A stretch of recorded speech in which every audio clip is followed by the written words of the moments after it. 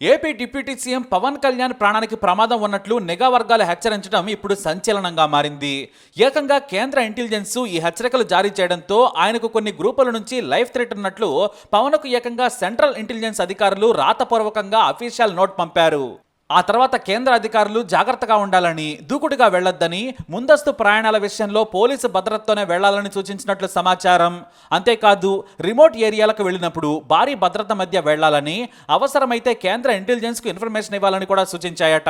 మరి ఎవరికి అన్యాయం చేయని పవన్ కళ్యాణ్ ప్రాణాలకు ఎందుకు ప్రమాదం పొంచి ఉంది?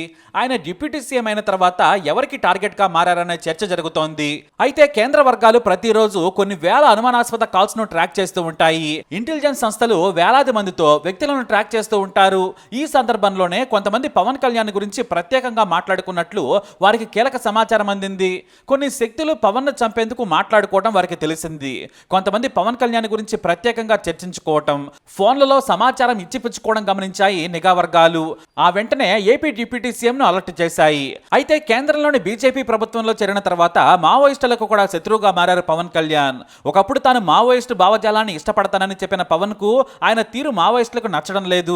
కేంద్రంలోని ప్రజా వ్యతిరేక విధానాలకు మద్దతు పలుకుతున్నాడని ఆయనపై ఆగ్రహం వ్యక్తం చేశాయి.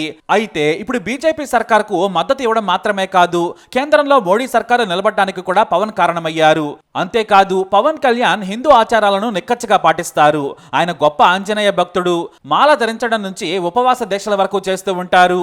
ఇక ఈ మధ్య డిప్యూటీ సీఎం గా బాధ్యతలు చేపట్టిన తర్వాత కూడా మాల ధరించిన విషయం తెలిసిందే. దీంతో పవన్ కళ్యాణ్ కు కొంతమంది ఉగ్రవాద శక్తుల నుంచి ముప్పు ఉన్నట్లు భావిస్తున్నారు.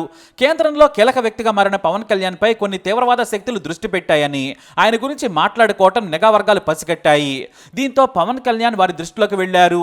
ఏపీలో బీజేపీ టీడీపీతో కూటమి కట్టి భారీ మెజారిటీతో గెలిచారు. ఇప్పుడు టీడీపీ కారణంగానే కేంద్రంలో మోడీ సర్కారు నిలబడి ఉంది. మోడీ మనసులో నేనున్నానని పవన్ ఈ మధ్య చెప్పారు.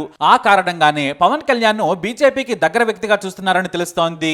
అయితే ఇప్పుడు మావోయిస్టుల వల్ల ప్రమాదం ఉందా, లేదంటే తీవ్రవాదుల వల్ల ముప్పు ఉందా అనేది తెలియరాలేదు. మావోయిస్టులు బీజేపీకి మద్దతు ఇవ్వడంపై బహిరంగంగానే పవన్ హెచ్చరించారు. ఆయన విధానాలు సరికావని, మోడీ ప్రజా వ్యతిరేక విధానాలకు వంతపాడద్దని సూచించారు. అయితే ఇక్కడ మావోయిస్టులు విధానాలపై వ్యతిరేకత చూపించారు, కానీ ఆయన హత్య చేసేంత సాహసం అయితే చెయ్యరు. వారికి ఆ అవసరం కూడా లేదు. ప్రజల సొమ్మును ఆయన ఎప్పుడూ దుర్వినియోగం చేయలేదు. ప్రజల ఆస్తులను దోచుకోలేదు. ఇంకా చెప్పాలంటే తానే తన సొంత డబ్బును ఖర్చు పెట్టి పేదలకు తన వంతు సాయం చేశారు పవన్ కళ్యాణ్. అంటే కేంద్ర నిఘా వర్గాల హెచ్చరికలు దేశద్రోహ తీవ్రవాదుల నుంచేనా అని అనుమానం కలగక మానదు. అయితే ముందు హెచ్చరికలు పంపారు. ఏపీ పోలీసులను కూడా కేంద్ర నిఘా వర్గం అలర్ట్ చేసింది. పవన్ కు సైతం పలు సూచనలు చేసింది. దీంతో పవన్ కు భారీ భద్రత పెంచనుంది సర్కారు. అవసరమైతే ఆయన ప్రాణాలకు ముప్పు ఉందని క్రెడిబుల్ ఇన్ఫర్మేషన్ ఉంటే మాత్రం Y+ భద్రతలోకి పవన్ తీసుకొచ్చేందుకు అవకాశం లేకపోలేదు. మరి ఆ హెచ్చరికల తీవ్రత కేంద్ర భద్రత మీద ఆధారపడి ఉంటుంది. ఏమాత్రం తీవ్రమైన విషయం తెలిసినా కూడా పవన్ కళ్యాణ్కు Y+ భద్రతను కల్పించడం ఖాయంగా కనిపిస్తోంది. ఇప్పటికే పాలనలో తనదైన మార్కు చూపిస్తున్నారు పవన్ కళ్యాణ్.